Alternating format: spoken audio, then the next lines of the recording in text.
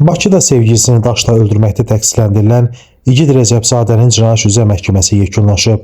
Bakı Arzantər Məhkəməsinin hakimi Səbuhi Hüseynova sədrliyi ilə keçirilən prosesdə təqsirləndirilən şəxsə hökm oxunub. Hökmə əsasən təqsirləndirilən şəxs 17 il müddətinə azadlıqdan məhrum edilib.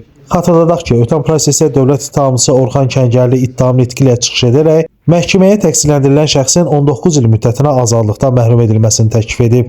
Məhkəmə istinaqı dövründə ifadə verən İgid Rəcəbzadə Elnarə İbrahimova ilə bir il sevgili münasibətində olduğunu bildirib. Təqsirləndirilən şəxs onu da bildirib ki, o sevgilisi ilə görüşmək üçün onun bacısı gilə gedirmiş.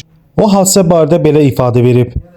Hadisə baş verən gün Elnarə ilə marketə getmişdik. Getməzdən əvvəl ora gedəcəyimiz barədə razılaşmışdıq. Ona geyim almağa gedirdik. Aldıqlarının pulunu mən verəcəkdim, amma heç nə almadı deyə ödəniş etmədim. Mağazadan çıxanda taksiyə mindik, hadisə baş verən yerə maşınla getdik. Daha sonra Elnarə maşını dayandırdı. Səbəbini soruşdum, mənə heç nə demədi. Hadisə baş verən əraziyə çatanda qışqırmağa başladı. Mənə qarşı çox ağır söyüşlər söydü. İtələdi, vurdu məni.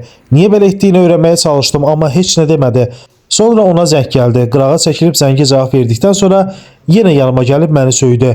Ona yumruq vurdum, yerə yıxıldı. Vurduğum anı xatırlamıram. Daşla başına bir dəfə vurmuşam. Daşın ölçüsü kiçik idi. Daha sonra isə hadisə yerindən uzaqlaşmışam. Söyüşə görə öldürmüşəm onu. Məni nəyə görə söydü, hələ də bilmirəm. Qətlə yetirilən Elnarə İbrahimovanın bacısı məhkəmədə bildirib ki, Elnarə ilə İgid arasında hər hansı bir münasibətin olduğundan xəbərsiz olub. O, təqsirləndirilən şəxsi bacısının işlətdiyi restoranın müştərisi kimi tanıyıb. Bacı mənə demişdi ki, İgid bizim yerlidir. Onun Bakıya gəlməyindən 6-7 ay keçirdi. Biz ayrı-ayrı ünvanlarda yaşayırdıq. Bacım isə başqa bir şəxslə birlikdə qalırdı. İş yerlərimiz də fərqli idi. Sonradan o da işlədiyim restoranda işə başladı. Hadisə isə bir yerdə işləməyə başladığımızdan cəmi 2 gün sonra baş verdi. Hadisə günü bacım İgidlə birlikdə köynək almağa getmişdi. Mən ona irad bildirdim ki, tanımadığım bir şəxslə iş vaxtı hara gedirsən? Daha sonra bacım mənə zəng edərək dedi ki, bu insan məni öldürür, məni xilas et. Mən dərhal 102 xidmətinə zəng edib hadisə barədə məlumat verdim. Qeyd edək ki, hadisə ötən ilin dekabrın 17-sində Sabunçu rayonu ərazisində qeydə alınıb. Belə ki, 1991-ci il təvəllüdlü Elnarə İbrahimovanın ölməsi barədə rayon prokurorluğuna məlumat daxil olub.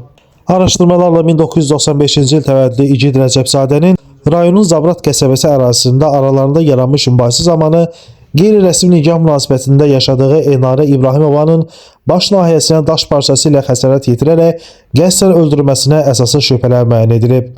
İgid Rəcəbzadəyə qarşı Cinayət Məcəlləsinin 120.2.4-cü, yəni xüsusi amansızlıqla və ya ümumi təhlükəli üsulla adam öldürmə maddəsi ilə ittiham irəli sürülüb. Orxan Rasifoğlu, Məhkəmə xəbərləri.